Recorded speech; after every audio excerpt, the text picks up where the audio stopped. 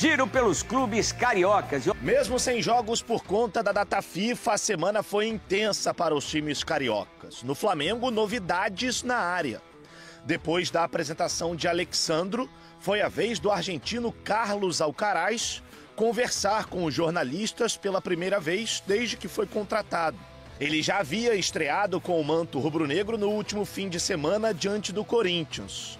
Na ocasião, não terminou o jogo porque foi expulso. A partida do outro dia foi muito linda, porque foi meu primeiro jogo com essa camisa. Realmente não foi o que queríamos, porque desejávamos voltar do jogo contra o Corinthians com os 3 pontos. Mas pelo meu lado, muito feliz, porque pude somar meus primeiros minutos nessa instituição muito linda. O primeiro clube carioca a retornar aos gramados, no entanto, não será o Flamengo, e sim o Vasco da Gama. No próximo dia 11, o Gigante da Colina vai até a Liga Arena, em Curitiba, enfrentar o Atlético Paranaense. Como venceu o primeiro jogo por 2-1 em São Januário, um empate é suficiente para fazer com que o Vasco volte a uma semifinal de Copa do Brasil. É uma escolha do Dorival, tudo bem. Sim, e na Copa do Mundo entrou em 2 jogos, né?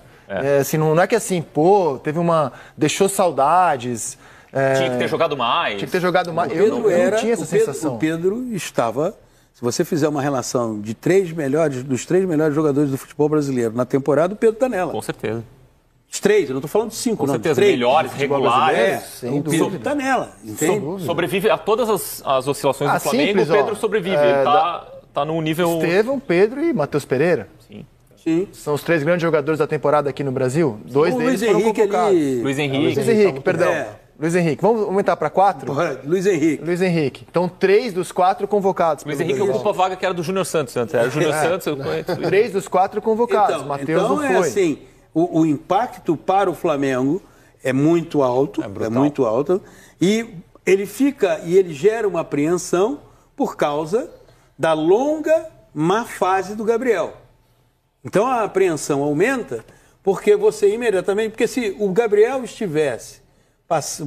tivesse mantido a boa fase, é claro que uma contusão como essa, ela sempre vai impactar. Primeiro porque você vê um profissional dedicado, capaz, enfim, impedido de exercer o seu trabalho. Isso já é algo que sempre impacta.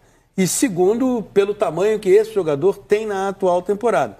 Mas tivesse o Gabriel passando por uma boa fase, não geraria apreensão. Poxa, tem o Gabriel. O que hoje o torcedor rubro-negro vive é porque ele olha para o Gabriel e o Gabriel vem desde o ano passado num momento absolutamente, eu diria, divorciado da capacidade dele, abaixo do que ele é capaz de fazer. Muito abaixo do que ele é capaz de fazer. Sim, quem nos acostumou a vê-lo foi ele, né? Quem acostumou o mundo a esperar dele foi ele. Mas assim, sou obrigado a dizer que na temporada passada já não jogou bem. Não jogou bem, não. Então assim, a última temporada boa dele foi 2022. Sim, se sacrificando em teoria, né? Com o Dorival como técnico, não indo para a Copa, né? O Pedro que foi para a Copa, porque foi o artilheiro do Flamengo. Mas você acha que o Gabigol se sacrificou? Eu acho que não. Eu não vejo assim. Porque assim... Jogou em dupla de ataque e no setor do campo em que ele mais gosta de jogar, que é da direita para dentro, assim. E assim, com um jogador que para mim é melhor do que ele, que é o Pedro. Ele foi dupla de um centroavante que é melhor que ele. Talvez o que tenha dado essa sensação do sacrifício o Pedro é um melhor definidor de jogadas do que o Gabriel. Não tenho nenhuma dúvida disso. O Gabriel é um jogador que entrega mais dinâmica, exatamente, entrega mais dinâmica de movimentação.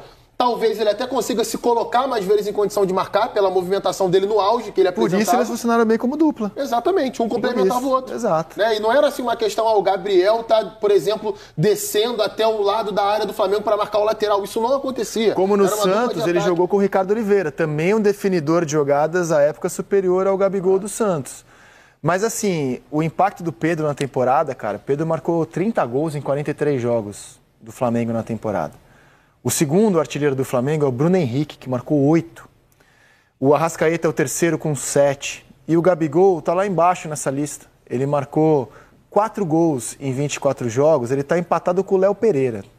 Em número de gols, o Léo Pereira tem mais jogos, a média dele é melhor. Mas isso mostra como o Gabigol, na temporada, é um jogador, assim, não vou nem dizer coadjuvante, é um jogador inexpressivo no ano do Flamengo até o momento. O Luiz Araújo é mais importante para o Flamengo na temporada. Até o momento o Gabriel tem sido um figurante na temporada. Figurante. Ele só foi notícia por assuntos extra-campo. E eu vou te falar, assim, eu não tenho nem a certeza de que ele e o Carlinhos, né, pra gente falar do outro jogador que foi contratado pelo Flamengo para ser uma referência ofensiva ali. O terceiro centroavante, né? O terceiro, exatamente.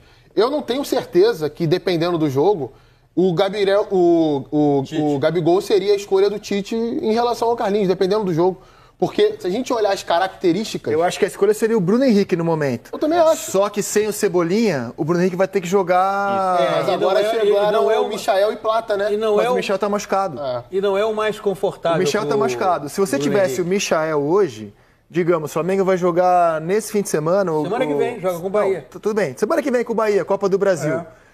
Se ele tem o Michael para jogar e ele não terá, eu acredito que ele escalasse Michael, Bruno Henrique e Luiz Araújo. Era provável. Né? Sim. Mas ele não tem o Michael. Então eu acredito que o Bruno Henrique vai jogar aberto e ele vai ter que apostar no Gabigol, cara. E olha a oportunidade que se abre, mas que o destino, né, colocou na mão do Gabriel. Pra jogar em casa contra o Bahia. Reta final, quartas de final da Copa do Brasil, quartas de final da Copa Libertadores, reta final de Campeonato Brasileiro. O Gabriel pode perfeitamente terminar o ano como herói do Flamengo. Tem outra opção? Algo que não... Tem outra opção? Que não estava no horizonte dele, não estava. Outra opção? Pergunto mesmo, não vislumbro outra opção. Enquanto o Rodrigo pensa, eu pelo menos entendo que Eu acho que a opção é o Carlinhos, assim. É o Carlinhos ou o Gabriel. E assim, sendo bem sincero, se a gente olhar o desempenho do Carlinhos recentemente, ele não é inferior ao do Gabriel. É claro que o Gabriel é muito mais jogador do que o Carlinhos nesse momento da carreira. Que você não está comparando. Não, eu vou chegar aí. Vou chegar Mas lá. até lá o corte. Antes que façam um corte e me difame por aí. Mas, assim, o Carlinhos recentemente, em termos de nível de jogo ao Flamengo, ele tem entregado mais que o Gabriel. Eu não estou dizendo aqui que eles jogam a mesma coisa, ou que tem o mesmo tamanho na história, ou que merecem as mesmas oportunidades nesse momento. Mas eu não me surpreenderia que, em determinados jogos, a primeira escolha do Tite, caso os dois no mesmo nível físico, fosse o Carlinhos. O Carlinhos entrou contra o Vitória, fez gol.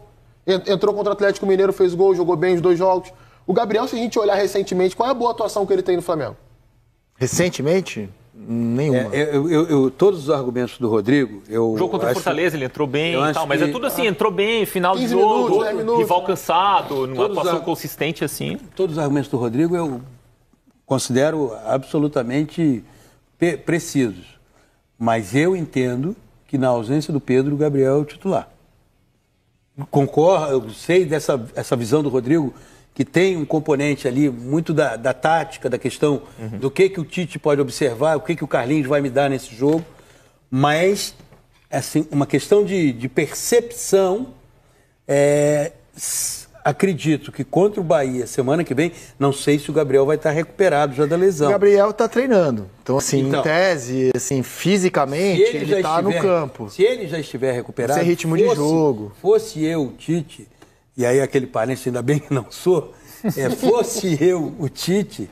Eu colocaria, para mim, sai o Pedro, entra o Gabriel. Agora, o Flamengo joga pelo empate. Por outro lado, é um clube, uma torcida que não admitem jogar pelo empate em casa contra o Bahia. Vai jogar no Maracanã, que é sempre... Tirando... Então, assim, tá descartado. Assim, eu vou colocar um jogador a mais no meio campo. Isso tá descartado. O mundo desaba. Exatamente. Se o Flamengo tiver menos posse de bola que o adversário dentro do Maracanã, já é motivo pra ter... Tirando o desvio de rota, que foi o episódio mal administrado inicialmente pelo Gabriel e por quem... o assessora da imagem com a camisa do Corinthians, tirando isso, é um desvio de rota, e esse desvio de rota gerou uma irritação por parte do torcedor. O torcedor, ele trabalha com a memória do coração. E a memória do coração, o Gabriel reina. Então, assim, você vai jogar semana que vem no Maracanã, sem o Pedro, venceu o Bahia por 1-0. Escalação: Luiz Araújo, Gabriel, Bruno Henrique. E a torcida vem junto. Vem junto. Você pode até no decorrer do jogo dizer, olha, poxa, o Gabriel não está bem, vou botar... Mas de início, e acredito, entendo todos os pontos de vista. É isso aí, meus queridos e minhas queridas. Chegando aqui para mais atualizações sobre o Flamengo. Rodolfo Landim deve permanecer no Flamengo após deixar a presidência. Em caso de vitória de Rodrigo Dunst, na eleição o mandatário será escolhido para assumir o cargo do CEO para o próximo triênio, de acordo com o GE. O atual presidente desejava concorrer para assumir a presidência do Conselho Deliberativo, porém a ideia foi demovida por Dunst. O vice-geral jurídico do clube convidou Rodolfo Landim para ser o CEO e permanecer na gestão. Abre aspas. Ele sempre manifestou favorável ir para a presidência do Conselho Deliberativo. Achei ótimo, mas entendi que seria um desperdício porque é um órgão independente da diretoria e o contato com a diretoria é distante, fecha aspas, disse Rodrigo Dunst. E aí, o que vocês acham? Rodolfo Landim deve ser o CEO do Flamengo pelos próximos 3 anos? Deixe o comentário de vocês abaixo, o comentário de vocês é muito importante. Saudações!